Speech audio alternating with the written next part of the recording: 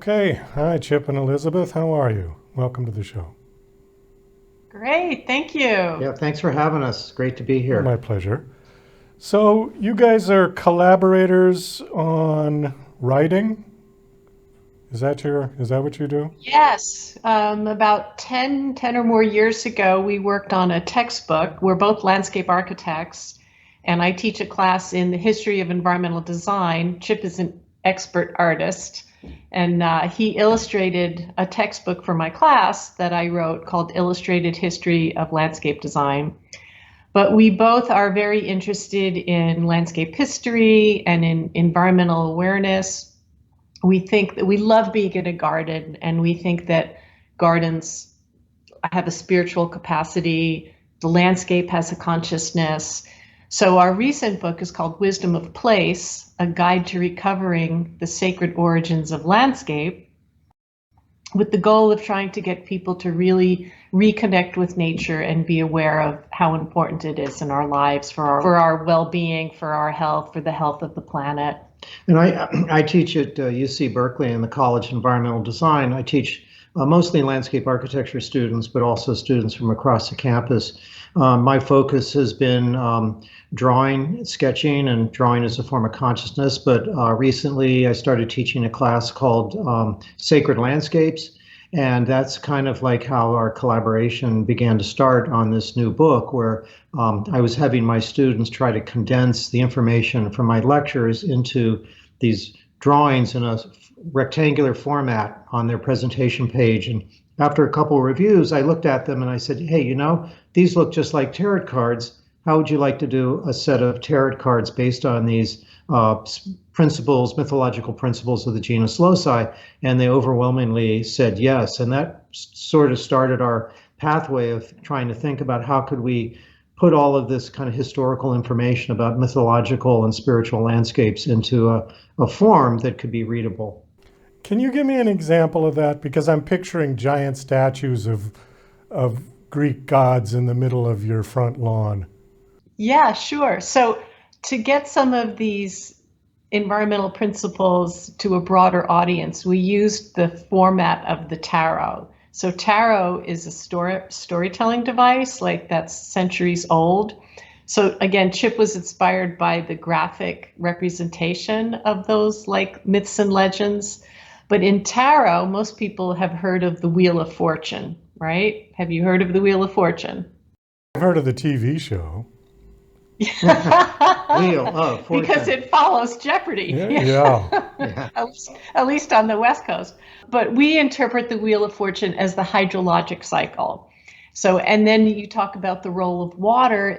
We've done so much research, like for folklore across the country, how important water is in a desert environment. Of course, the capture, the transport, the storage of water is super important. In a more rainforest kind of riparian climate, then we have flooding. So thinking about like the Wheel of Fortune as the hydrologic cycle, there's going to be periods of flood, there's going to be periods of drought, and that could be a metaphor for personal growth, for creativity, but also just for environmental consciousness, being aware of the role of water on Earth. Yeah, for example, if you've been to the kind of crappiest shopping mall in America and you go to the center courtyard, there's a fountain there. And what is it full of? It's usually full of coins. And that made us begin to think about, well, what is it, what's embedded in our DNA that makes us kind of make these offerings to like a body of water? And this goes back to the very first oracle where the sacred springs, where you would make an offering to the nymph or the goddess of that spiritual fountain to kind of grant you your wish or tell the future. So we're trying to kind of like personify these historical elements that gave the landscape sort of like these mythological kind of spiritual connections. And that's just one example of many that we've found. Okay, so your book that you are currently promoting is called Wisdom of Place. Who specifically is going to buy this book? Somebody who's going to build a house or do their yard, or I mean, who's the target audience here?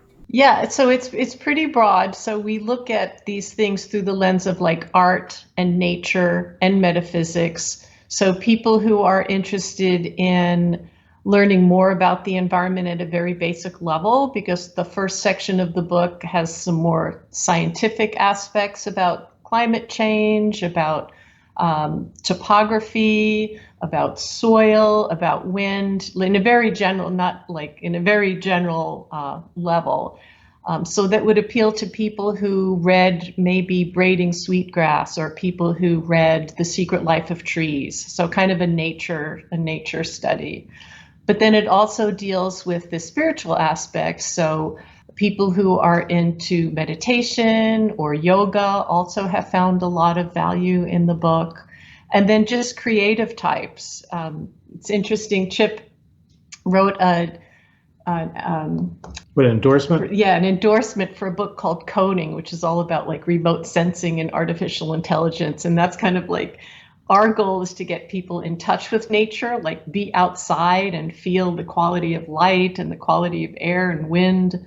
And so that was pretty funny that he's asking Mr. Analog to write about digital technologies. Yeah, when they asked me to do this, I was wondering, like, why did they pick me? You know, this is the furthest thing from my sort of aspect, because it really kind of scared me and Liz, and it kind of like promoted us to kind of begin to think about the basis of our profession is the genus loci, the spirit of the place, that all landscapes have this sort of like spiritual quality to it.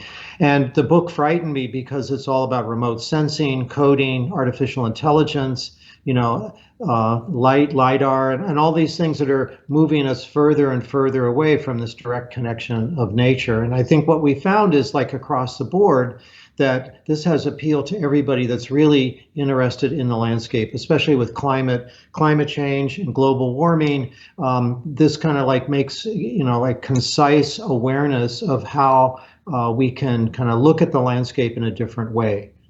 So to go back to your question about audience, so even tech people down here in Silicon Valley or coders are finding value in this reconnection with nature, because it's just too much screen time. You know, it's distancing us from that very valuable connection to nature. And what we're hoping to do is, through reading it or looking at it or kind of even doing the card spreads, this will kind of like spark your imagination, and kind of like it's almost like the surrealistic aspect of you know, like shocking you into another form of consciousness, or like looking at these things make you begin to make you think about your everyday environment, that the river is alive. So I'm still a little confused how this plays into architecture.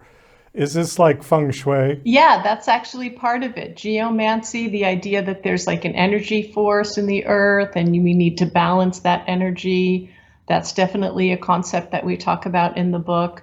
So it's not, our book is not directly related to people who are going to design a landscape. I mean, they'll definitely find value in it, but it's more general about really nature studies, nature awareness, getting people in touch with nature. And through, of course, landscape design, that's the vocabulary that we speak.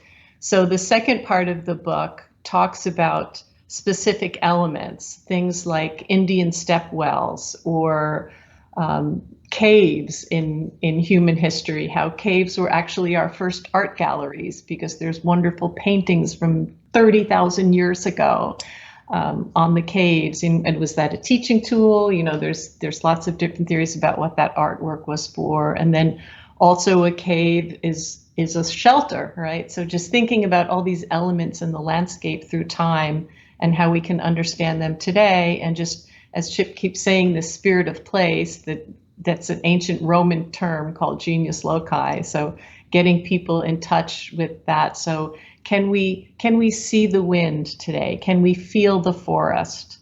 So can we hear the mountain?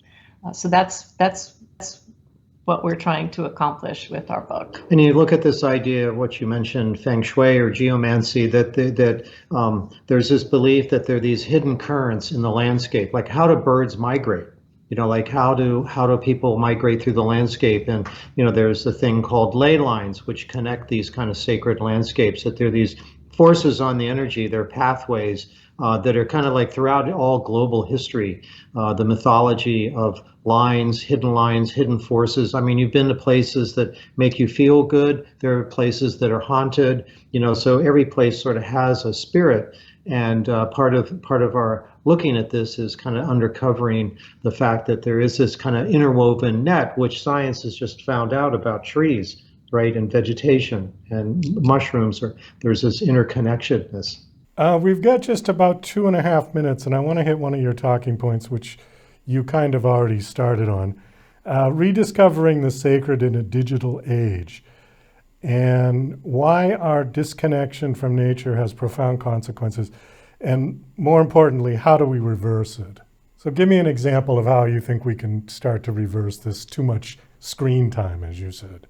Yeah, one thing that's getting a lot of attention today, rightly so, is traditional environmental knowledge. So people who lived very closely to nature, who understood how the sea works.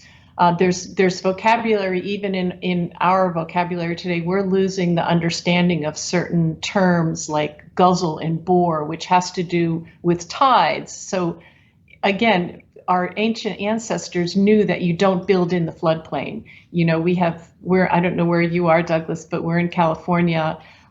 Wildfire and even urban fire, like in Los Angeles, is really dangerous. So not building in the floodplain, not building in a fire zone, understanding how the forest works, I think is a way forward. It's that knowledge that was inherent for people who live closely with nature that we feel like we're losing. And there's also this really fascinating movement called giving the landscape personhood, which goes back thousands and thousands of years, where there was a spirit of the mountain, a spirit of the river. I mean, you wouldn't bulldoze your mother. You wouldn't if the landscape had these personifications that they did throughout history. We would treat the landscape a little more gently and look at the Gaia spirit, that the earth is alive, the trees are alive, the mountains are alive. There's a kind of a chi in rocks. Like there's a life force in everything. And if we acknowledge that and kind of like work with it rather than against it, I think that would be a really great step in kind of counterbalancing the environmental destruction that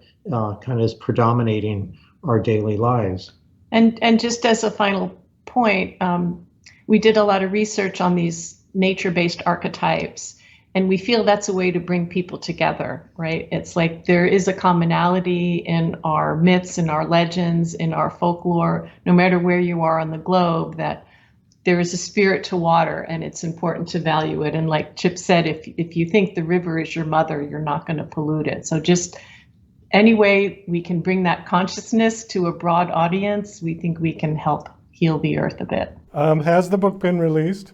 Yes, the book came out in very late of 2023. It got a gold medal from the Indie Book Awards, and it's in it. It was the top 10. It was top 10 for our field of landscape architecture. But then the illustrations, again, are based on tarot. They're not tarot cards, but they're based on this tarot cards. We've developed our own imagery in our artwork. But there was such a demand for that to be published separately. So just this past year, in end of January of 25, the deck came out as a separate boxed set. So that's fairly new, and that's also doing really well because it's a tangible way to interact with some of the concepts. Well, Chip and Elizabeth, we are going to have to wind this down. Thank you so much for coming on the show. The last question is, do you have a website that you want to give out? Sure. www.thewisdomofplace.com is our website, and you can learn more about our work and our research there. Okay, great. Well, again, thank you for coming on. Nice meeting you, and best of luck with your work. Thank you so much.